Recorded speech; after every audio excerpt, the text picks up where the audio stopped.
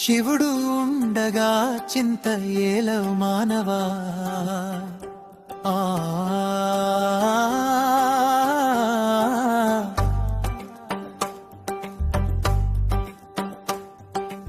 ఆశతో స్మరిస్తే ఆ శంకరుడే నీ చెంత చేరడా.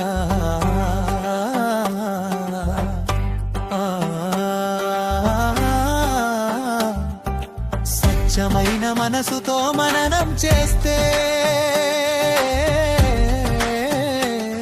నీ మదిలో ఆ దేవుడు నిలుచును కదా. బండరాయి పైన కుండరా పిడితో అచ్చుపడును కదా.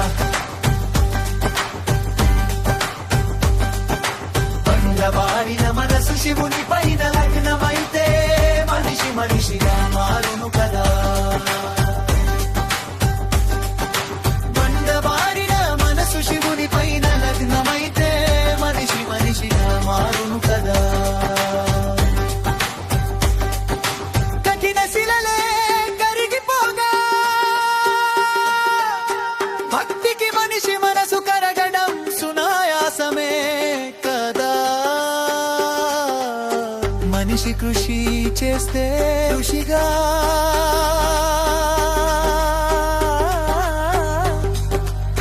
మరును కదా.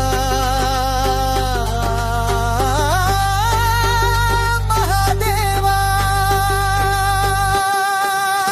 ఆ కృషిలోనే